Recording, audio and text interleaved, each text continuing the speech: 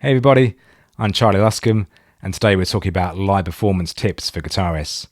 So being prepared is a really good place to start, making sure you know your material really well, that you can play it in front of anyone, and you really don't have a hard time thinking about how it goes. Hopefully it's in your muscle memory, and you don't have to worry about having tabs and any kind of sheet music on stage with you.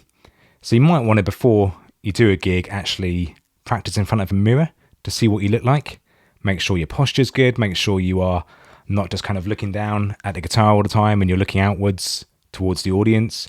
And filming yourself and reviewing that can be a really good way of seeing visually what you look like as well as what you sound like. And then what kind of gig are you actually preparing for? So it could be a pub gig where you're going to be playing for a couple of hours, maybe 2 45-minute sets. It could be that you're doing a club gig, maybe you're the support act, maybe you're the headlining act. Or it could be something more corporate, like a wedding gig where you're dealing with clients or any kind of functions and events like that.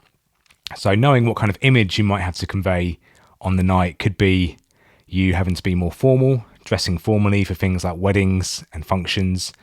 Or if it's your own gig, then maybe it's down to you to have your own image. But I actually think stage clothes are really important as musicians. To stand out a little bit from the people in the audience can make it a little bit more of an experience for everyone. And as guitarists, you really want to have a good set list as well. So make sure on your set list that it's all clear and concise.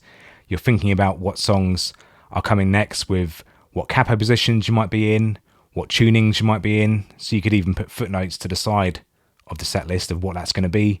It might even be making changes to your amp or to your pedals.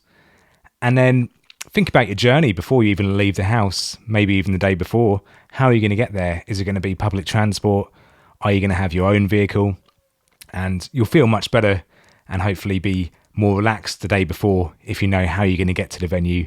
And as guitarists, we do tend to have a lot of gear. So you might have several guitars to bring along, amplifiers, pedals, and that's something that you can really find out from the venue what you may need on the day or the night of the gig.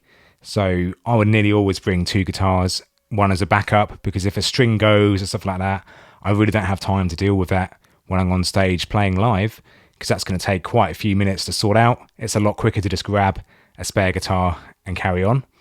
And then also having spare leads, cables, spare picks, capos, all the kind of smalls that you need as a guitarist. And what kind of gear are you going to bring along? So don't just rely on the house or the venue for their equipment. So if you're an acoustic guitarist like me, don't just rely on the DI boxes that the venue might provide. Why not bring your own acoustic amplifier with a DI out? So for instance, I use a Da Capo 75 amplifier.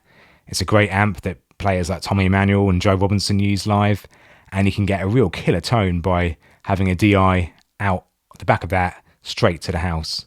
You might also want to bring along your own DI boxes and pedals and all that kind of thing.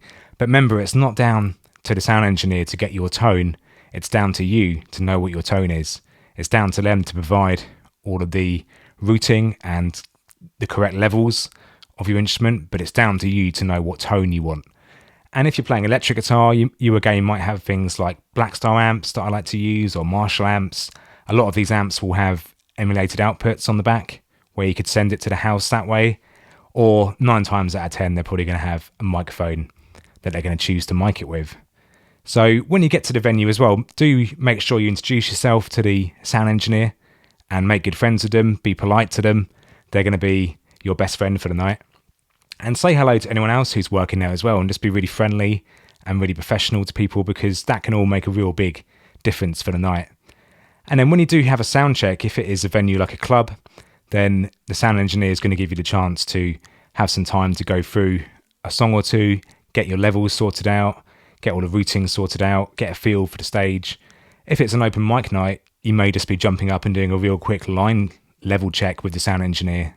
So they can be a lot more stressful because you've got to be ready to go on the spot without much warning with those kind of things.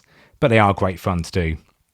If you're doing like a pub gig or a club gig, you may be responsible for doing a sound check yourself. So bear that in mind. It's sometimes good to have people who can help listen from the front of the house as well, or from the pub or whatever club situation that you're in. And then when you are backstage or just wherever you are before the gig, make sure you relax and actually have something to eat and drink if you can, and stay hydrated. And this is a good chance to then warm up before the gig. So doing some basic warm-up exercises with some scales or some chromatic exercises. And you may even want to do some stretching as well. So stretching can avoid kind of injuries for guitarists, and anyone who plays an instrument can suffer from postural issues and repetitive strain injuries, that kind of thing. So warming up physically before a gig may sound like a strange thing to do, but you are essentially an athlete on your instrument, so warming up can be really beneficial. And then once you're up there, make sure you have fun. Make sure you look like you're enjoying yourself up there, and put on a good show for people. Be entertaining. They've come to see a show or be entertained, and it's down to you to really make sure you're not just staring at the floor all night or staring at your fret positions. Make sure that you've rehearsed that beforehand, so you're able to just really engage with the audience. If you are responsible for speaking with the microphone, make sure you've got some good stories to tell. Make sure you introduce all the songs. And most of all, say thank you. And just have fun.